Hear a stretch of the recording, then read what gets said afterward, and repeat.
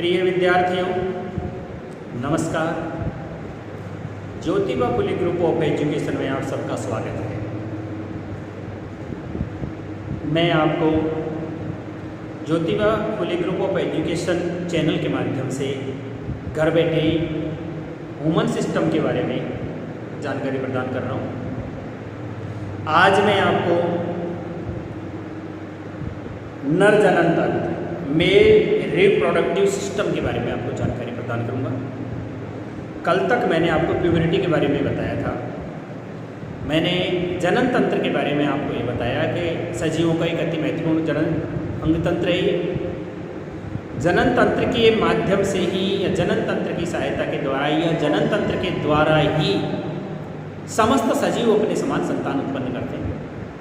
और हमारे चारों तरफ के वातावरण में जितने भी ये सजीव दिखाई दे रहे हैं, ये सब इसी कारण से हमें दिखाई देते हैं। क्यों? प्रत्येक सजीव अपने समान संतान उत्पन्न करने का गुण रखता है, चाहे उसके अंदर लैंगिक जनन क्रिया पाई जाती हो या अलैंगिक जनन क्रिया पाई जाती है। लैंगिक जनन क्रिया के दौरान नर के द्वारा नर युग्मक शुक्राणु और मादा के द्वारा मादा युग्मक अंडाणु बनता है।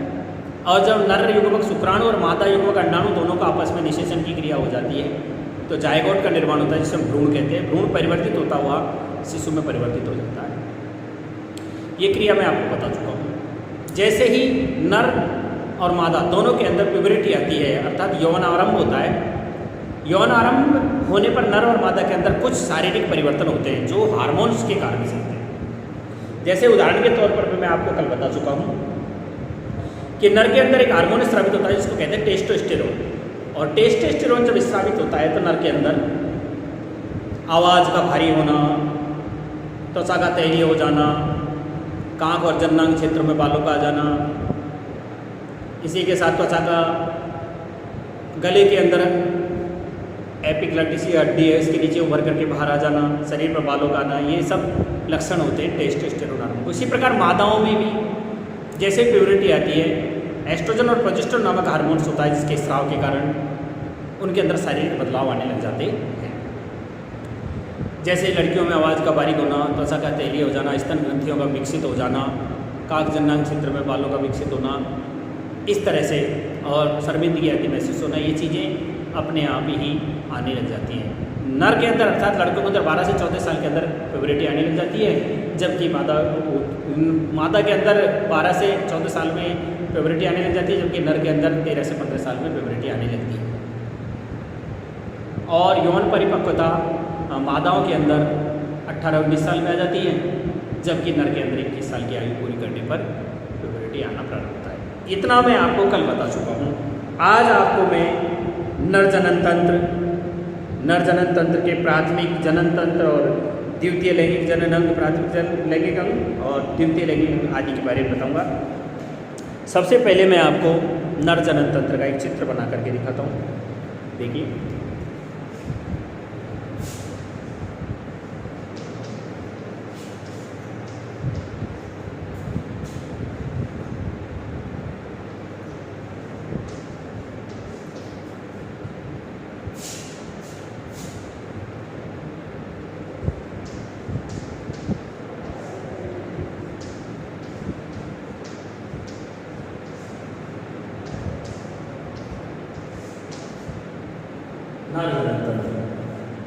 देखिए जैसे एग्जाम्पल के तौर पर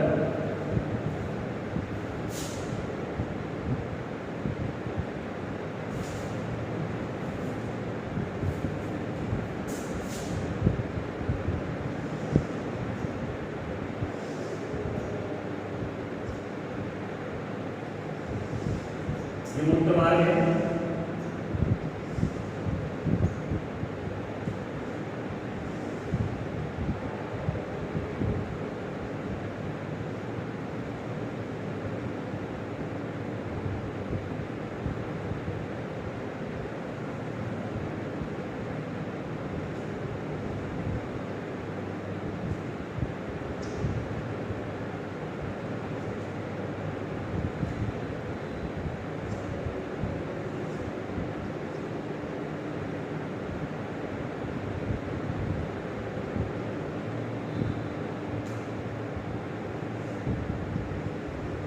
ये शिष्टमूल हो गया।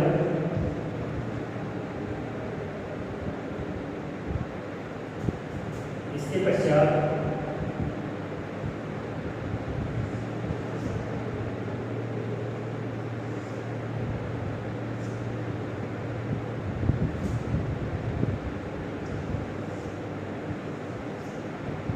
ये ग्रसन हो गए, ये अधिग्रसन ग्रंथि हो गई इसके ऊपर, और ये अधिग्रसन ग्रंथि हो गई है। अधिग्रसन ग्रंथि के साथ ही ये ग्रसन कोष हो गए हैं।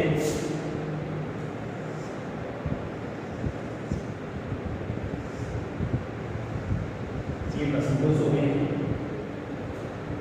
ग्रसन कोष से निकल करके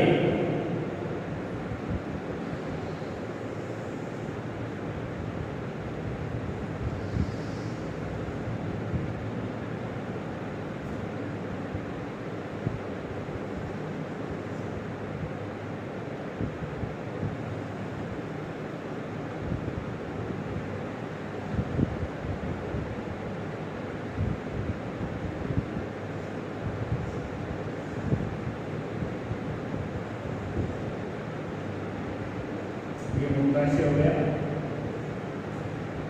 ये मूत्रावरोध जिसको हम प्रोस्टेट कह देते हैं।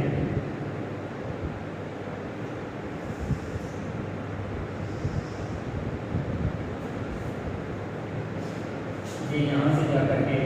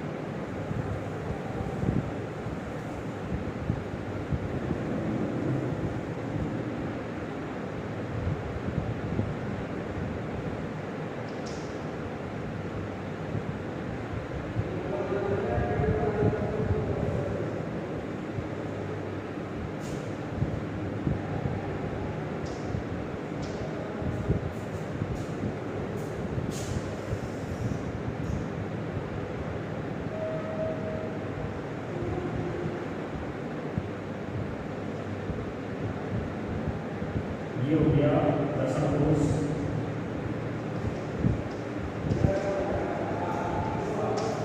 ये हो गया सिस्टम में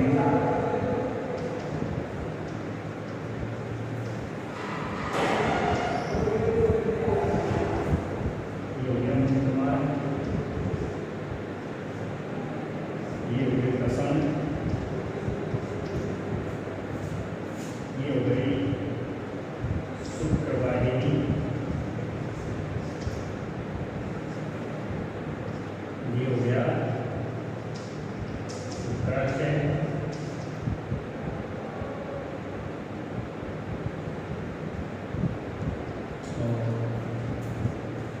ये हो गया प्रोस्टेट, ये प्रोस्टेट है। प्रोस्टेट के बाद ये ग्रसन हो गया, ये अधिग्रसन ग्रंथि है, अधिग्रसन ग्रंथि हो गई, ये अधिग्रसन ग्रंथि हो गई। ग्रसन कोष हो गए, ग्रसन हो गया,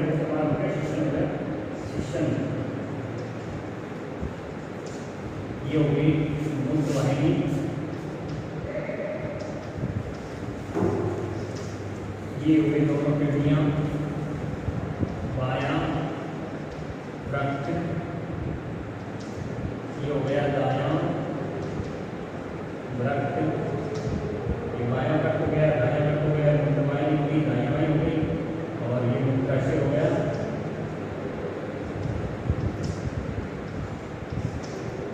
इस तरह से आपको दिख गया होगा कि ये नर्जन का क्षेत्र बना है।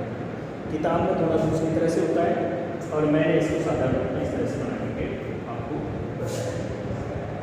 वसन कोश शरीर से बाहर स्थित होते हैं, इनमें शुक्राणु का निर्माण होता है।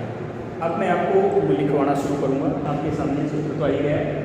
देखिए, मैं इसे चाहता तो थोड़ा सा बड़ा बना सकता था यहाँ, लेकिन मैंने इसको छोटा बना करके मुझे वहाँ पर ये दिखाना है। अब आप देखिएगा, नर जनन अंगों को प्राथमिक और द्वितीयक लैंगिक अंगों में विभाजित किया जाता है। नर जननांगों को प्राथमिक एवं द्वितीयक लैंगिक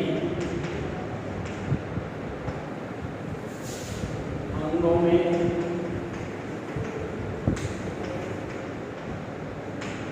विभेदित किया जाता है। अब आप देख लीजिए, प्राथमिक अंग तो केवल कौन सा है? प्राथमिक अंग तो केवल वृषण है। प्राथमिक अंग तो कौन सा है? केवल वृषण प्राथमिक अंग। और द्वितीयक में देखिए वृषण कोश, उसके बाद वृषण के बाद में क्या आ जाएगा? शुक्रवाहिनी। तो उसके बाद नंबर 3 पर क्या आ गया? शुक्राशय।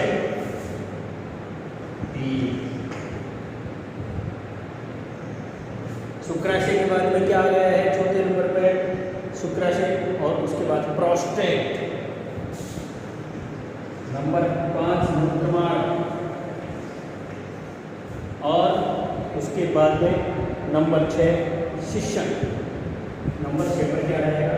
शिशन। ये 6 द्वितीयक है। ये यहाँ से वृषण फर्स्ट हो गया, ये फर्स्ट का है, और ये सेकंड है, ये भी सेकंड है, ये भी सेकंड है, ये भी सेकंड है, ये भी सेकंड है, और ये भी सेकंड। ये द्वितीय लैंगिक अंग है। और एक केवल ये वृषण है, ये प्राथमिक लैंगिक अंग है। तो मैं आपको बता रहा हूँ कि नर जनन अंगों को प्राथमिक और द्वितीयक लैंगिक अंगों के रूप में विभेदित किया जाता है। सबसे पहले प्राथमिक लैंगिक अंग। नंबर 1 प्राथमिक लैंगिक अंग।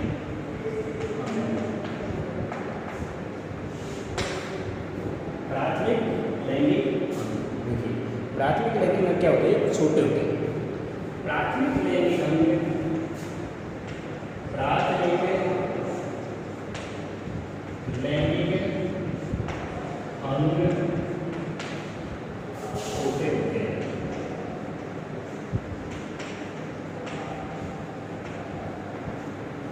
प्राथमिक लैंगिक अंग कैसे होते हैं? छोटे होते हैं। और जो लैंगिक युग्मकों का निर्माण कर रहे हैं, जो लैंगिक युग्मकों का निर्माण कर रहे हैं।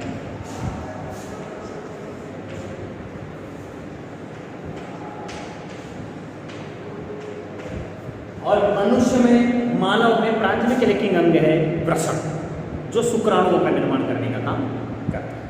तो आपको बताऊंगा मैं कि ये होते हैं मानव के अंदर लैंगिक अंगों का निर्माण करते हैं तथा कुछ हार्मोन स्रावित करते हैं।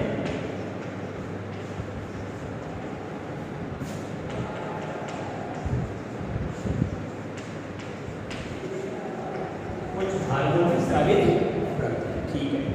अब नर के अंदर जनन, इनको जनन के नाम से जानते हैं। इन्हें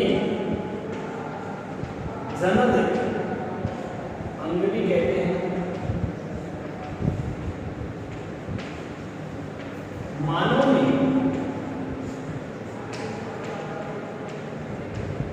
जनन अंग है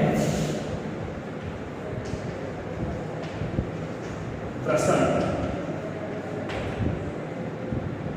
मानव में कौन सा जनन अंग? प्रसन्न। और मैंने इसको प्रसन्न को पहले से जो हमारे शरीर से बाहर एक थैलीनुमा संरचना में रखे हुए रहते हैं वो कहलाते हैं क्या? प्रसन्न, जो प्रसन्न कोष में स्थित होते हैं।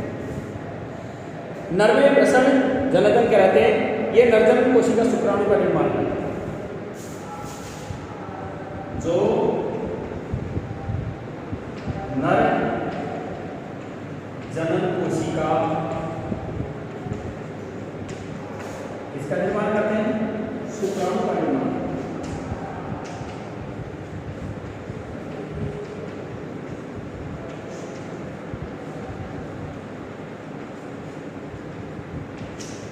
इसका निर्माण करते हैं, नर जनन कोशिका शुक्राणु का निर्माण करते हैं। अब आपके सामने एक प्रश्न आ गया कि प्रश्न कहाँ स्थित होते हैं? पॉइंट ले लेते हैं प्रश्न का।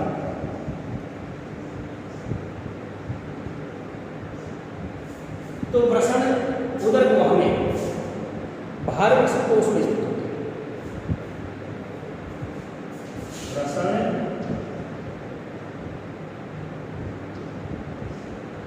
उदर गुहा के बाहर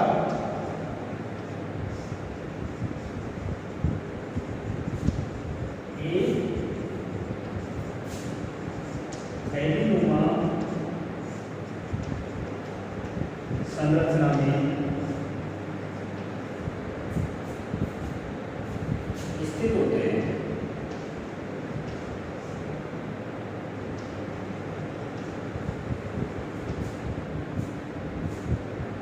प्रसन्न कोष का तापमान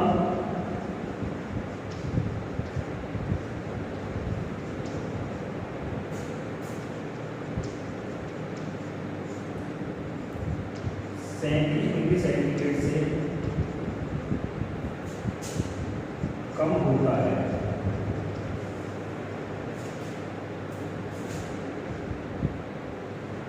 जो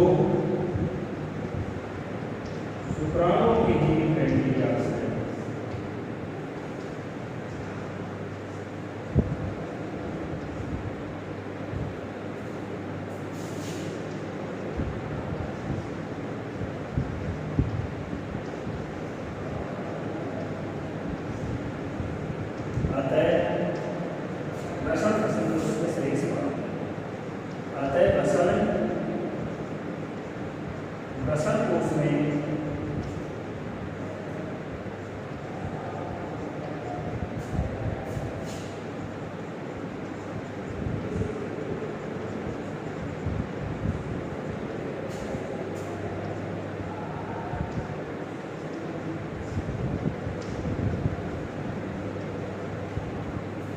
आ गया होगा आपके समझ में यहाँ तक की बात।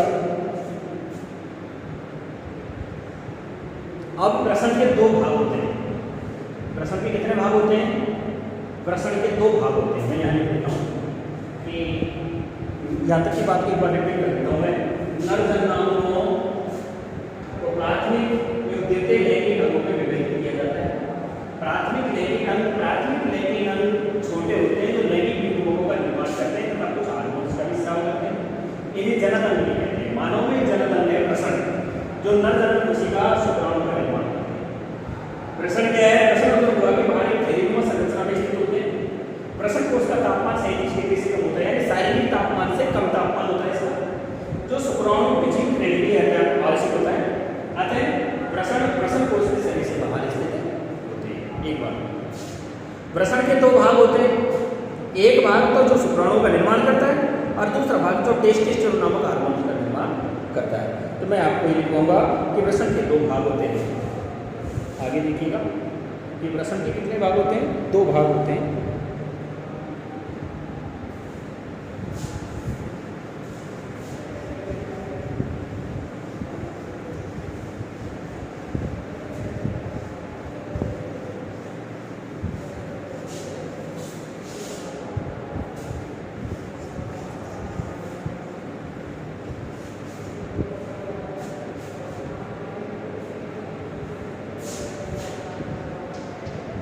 प्रश्न के दो भाग होते हैं।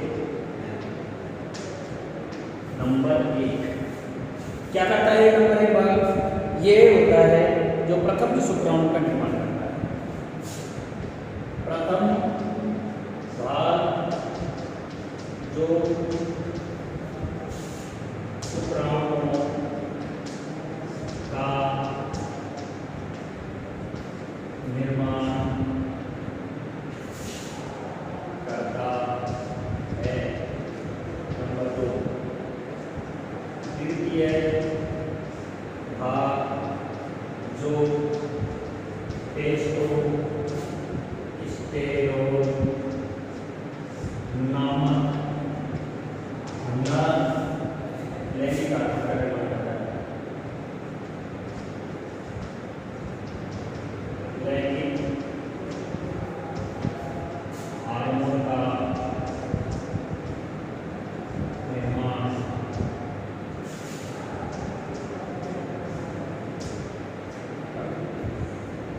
द्वितीय भाग में टेस्टोस्टेरोन नामक हार्मोन्स का निर्माण करता है। अब आपके द्वितीय लैंगिक अंग, अब द्वितीय लैंगिक अंगों में मैंने आपके सामने बता रखा है द्वितीय लैंगिक अंग कौन से।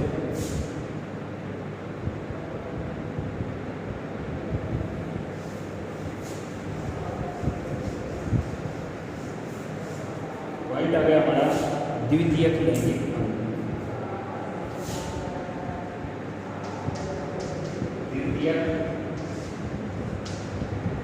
लैंगिक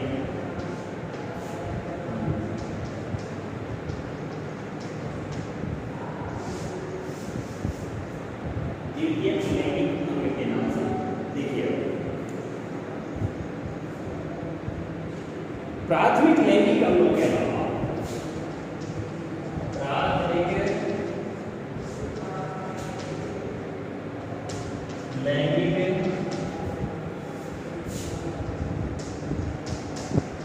अंगों के अलावा जो भी अंग जनन तंत्र के कार्य में सहायता करते हैं, जो भी अंग जनन तंत्र के कार्य में सहयोग करते हैं, द्वितीय लैंगिक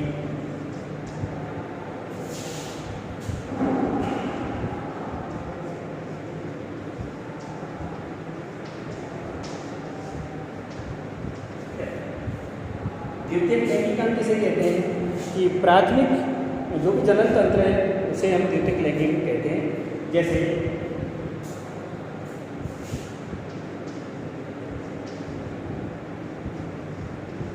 नंबर एक प्रसन कोष है, नंबर दो शुक्रवाहिनी है,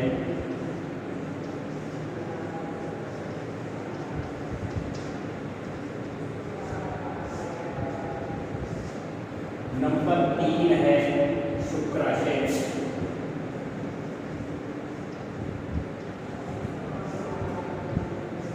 नंबर चार है प्रोस्टेट, नंबर पांच है मूत्रमार्ग, नंबर छह है इन्हें हम क्या कहते हैं? इन्हें हम द्वितीयक लैंगिक अंग कहते हैं। अब मैं इनमें से आपको एक एक का वर्णन करके बताऊंगा। वृषण कोष के बारे में जान लिए होंगे कि वृषण कोष है, ये दिखाई दे रहा है आपको, ये वृषण कोष है। तो वृषण कोष में वृषण स्थित होते हैं और अधिवृषण ग्रंथि भी इसमें पाई जाती है। वृषण का क्या कार्य, वृषण कोष का क्या कार्य होता है? तो वृषण कोष का प्रमुख कार्य होता है वृषणों को स्थिर रखना। वृषण कोष का क्या होता है कार्य? वृषणों को स्थिर रखना। और शुक्राणु के निर्माण के लिए शरीर के तापमान को कम बनाए रखना। हमारी बॉडी का टेम्परेचर सेल्सियस में देखा जाए तो 37 डिग्री सेल्सियस होता है, और यदि फ़ारेनहाइट में देखें तो 98.4 डिग्री फ़ारेनहाइट होता है। इतना हमारी बॉडी का टेम्परेचर होता है। हमेशा शुक्राणुओं का निर्माण हमारी बॉडी के टेम्परेचर से कम टेम्परेचर पे होता है। यदि हमारे बॉडी के टेम्परेचर के अनुसार वृषण कोश का तापमान होगा तो शुक्राणु जीवित नहीं रह पाएंगे, पहले इस टेम्परेचर को सहन नहीं करके मर जाएंगे, और ऐसा शुक्राणु जनन क्रिया में भाग नहीं ले सकता जो मृत हो चुका हो। इसीलिए वृषण हमेशा तापमान नियंत्रण के तौर पर कार्य करने का कार्य करते हैं। इसीलिए वृषणों का तापमान शरीर के अन्य अंगों के तापमान से कम होता है। तो मैं आपको वृषण कोश के बारे में, शुक्रवाहिनी, आपको शुक्रवाहिनी शुक्रस्राव से जाती हुई शुक्रवाहिनी दिखाई देगी, ये जाकर के शुक्राशय के अंदर इकट्ठी हुई, और ये शुक्राशय हो गया। यहाँ से आपको शुक्राशय में इकट्ठी होती है, इसी से संपर्क होता है इसका प्रोस्टेट का। यहाँ से ये इस जगह आकर प्रोस्टेट के पास में शुक्र के जनन मूत्र छिद्र है, इसमें जुड़ी रहती है। जनन मूत्र छिद्र यानी जो नर का मूत्र मार्ग है वो उभय मार्गी होता है, उसी में से तो सीमन बाहर आता है, शुक्राणु उसी में से बाहर आते हैं और उसी में से मूत्र बाहर आता है। इसलिए दोनों पदार्थों को बाहर निकालने वाला मार्ग होने के कारण उभय मार्गी कहलाता है। शुक्राणु शुक्राशय में एकत्रित रह करके पोषण प्राप्त करते हैं और प्रोस्टेट के द्वारा कंट्रोल करके और इन्हें क्या किया जाता है, शरीर से स्खलित किया जाता है। इसे हम सीमन कहते हैं, जो रिप्रोडक्शन के काम में आता है, जनन के काम में आता है। तो मैं अब आपको यहाँ पर क्या नाम से द्वितीयक लैंगिक अंगों के बारे में लिखूँगा। तो सबसे पहले वृषण कोश।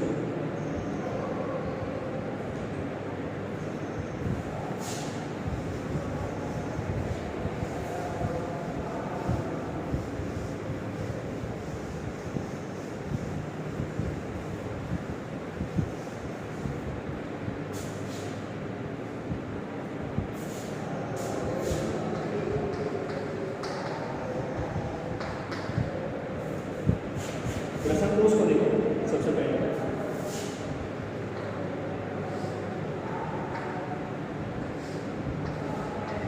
वृषण कोश का प्रमुख कार्य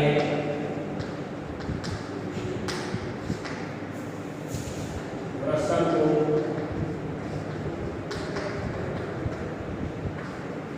स्थिर रखना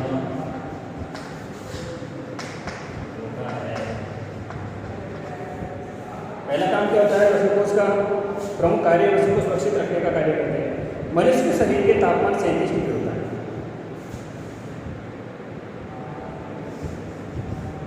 चलो इसको ऐसे बदल देता हूँ, स्थिर है, सुरक्षित रखना होता है। हमारे शरीर का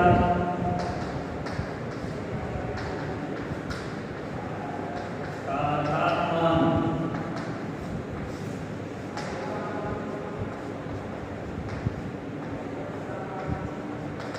37 डिग्री सेंटीग्रेड, इतना तापमान होता है तथा वृषण 37 डिग्री से कम तापमान पर शुक्राणु का निर्माण करते हैं तथा वृषण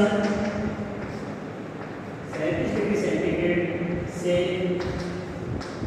कम तापमान पर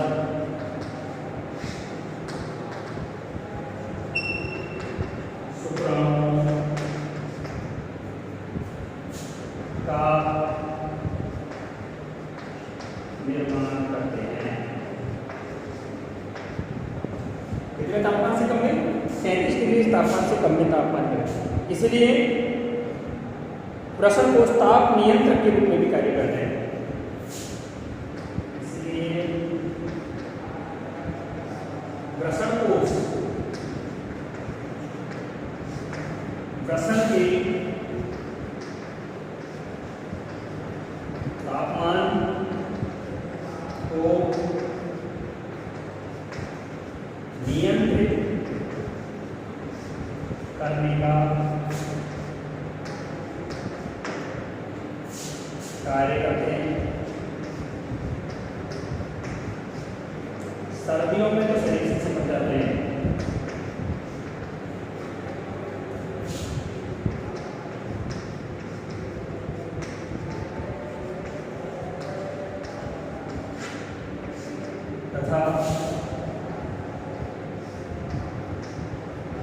गर्मियों में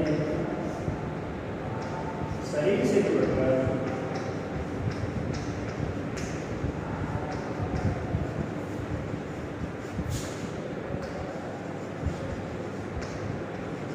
शुक्राणु की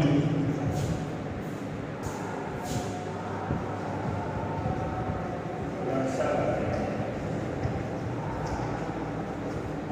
शरीर सर्दियों के दिनों में क्या होता है, प्रसन्न ठोस ऊपर के शक्कर के शरीर के चिपके जाता है ताकि उसको टेम्परेचर मिलता रहे, अनुकूलित सर्दी ज़्यादा से शुक्राणु नष्ट नहीं हो। गर्मियों में शरीर से दूर हट जाते हैं ताकि उनको अधिक तापमान पर कार्य करना नहीं पड़े। अब आगे उसके बाद शुक्रवाहिनी। शुक्रवाहिनी का प्रमुख क्या है कि वृषण से शुक्राणुओं को शुक्राशय तक ले जाने का काम शुक्रवाहिनी होता है। ये वृषण हो गए, ये शुक्रवाहिनी हुई। शुक्राणु को वृषण से शुक्रवाहिनी शुक्राणुओं को वृषण से शुक्राशय तक ले जाने का प्रमुख कार्य करती है। यह द्वितीय अंग है। तो अब आप लिखेंगे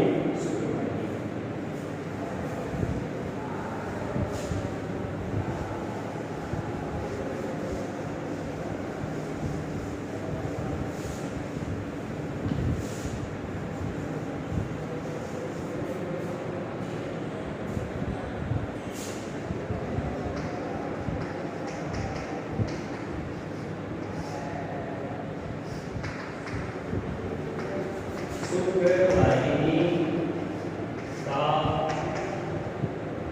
प्रमुख कार्य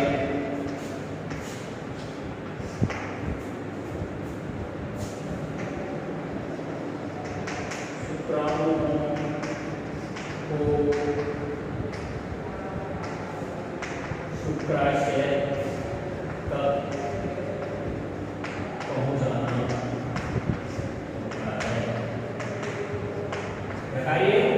शुक्राणुओं को शुक्राशय तक पहुंचाने का प्रमुख कार्य होता है।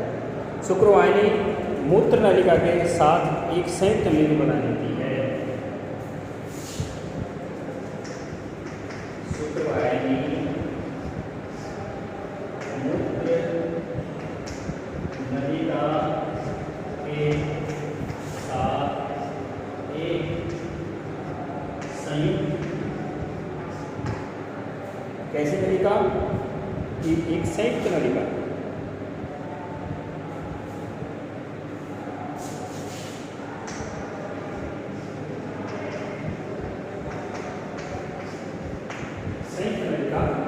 बनाती है।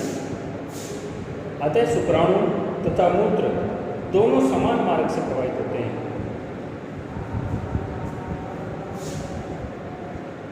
जिससे शुक्राणु और मूत्र दोनों एक समान मार्ग से प्रवाहित होते हैं।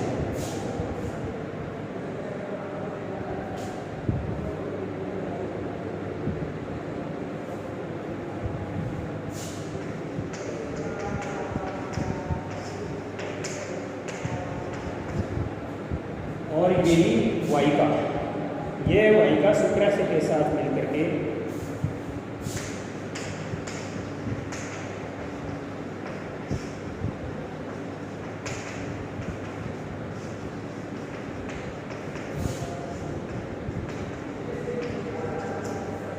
शुक्राशय के साथ मिलकर के और स्खलन वाहिनी बनाती है।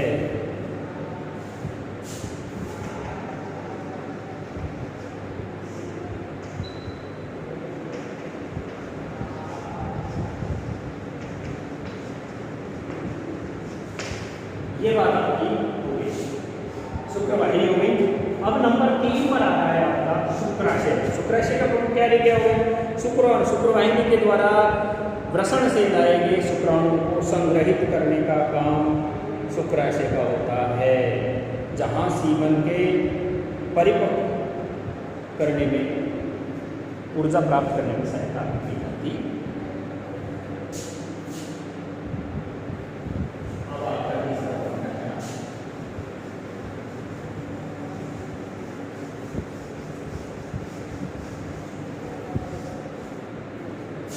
शुक्राशय।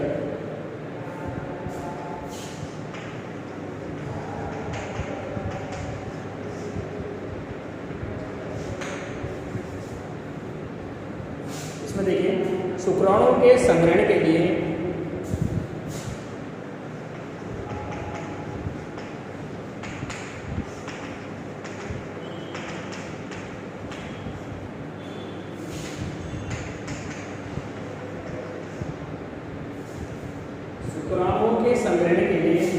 शुक्रवाहिनी एक थैली जैसी संरचना में खुलती है।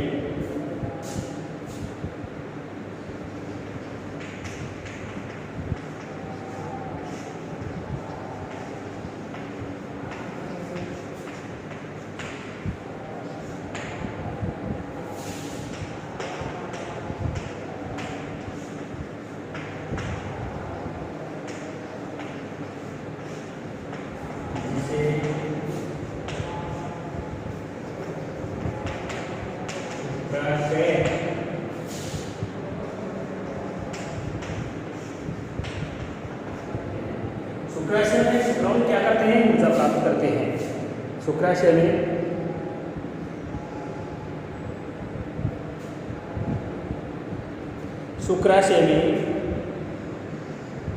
बनने वाला तरल पदार्थ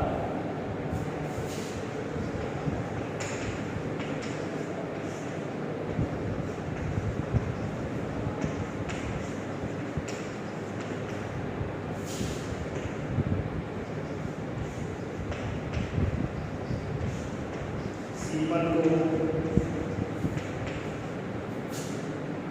ऊर्जा प्रदान करता है। यानी यहाँ से दिशा करके इसमें डाल देती है, शुक्राशय में डाल देती है। शुक्राशय में एक परिपक्व अवस्था में आता है और एक तरल पदार्थ बनता है ना। उसके साथ तरल पदार्थ से क्या होती है? इसको ऊर्जा मिल जाती है।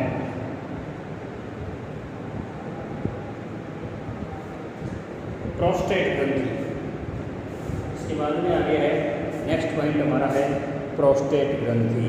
प्रोस्टेट का देखिए क्या होता है।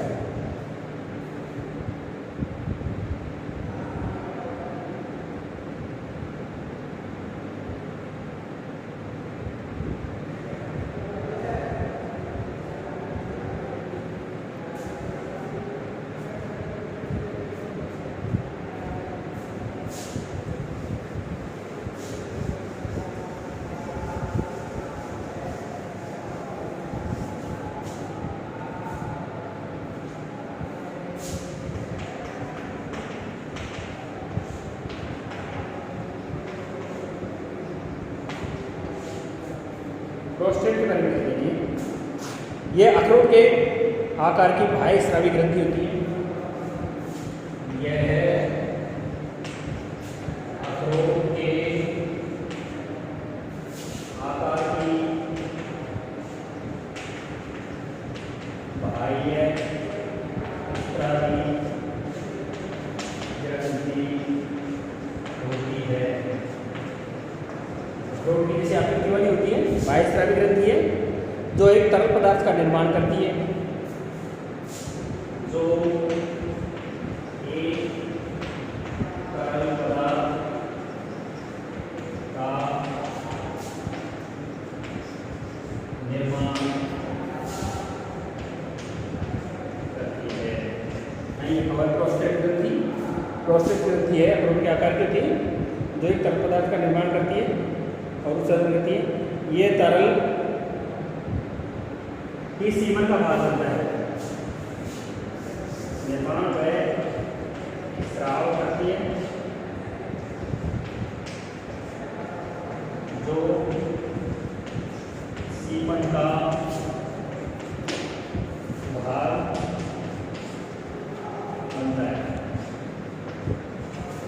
इसका भाग बनता है, सीमन का भाग बनता है और शुक्राणुओं को गति प्रदान करने का काम करता है और शुक्राणुओं को गति प्रदान करता है। देखिए प्रोस्टेट ग्रंथि, ये यहाँ पर प्रोस्टेट ग्रंथि होती है इस जगह पर, प्रोस्टेट रोक करके रखती है। ये रहा चौथे नंबर का पॉइंट है, देखते लगेगा आपका। ये क्या करती है, अखरोट के समान आकृति की होती है, भाई होती है। इसे निकलने वाला तरल पदार्थ है जो क्या करता है, तरल पदार्थ का निर्माण स्राव करती है, जो सीमन बनाने का कार्य करता है, सीमन का भाग बन जाता है और स्त्राव को गति प्रदान करने का काम करता है। इसके बाद में आगे वाले जो पॉइंट हैं मूत्र मार्ग और शिशन, इसे मैं आपको कल पढ़ाऊंगा।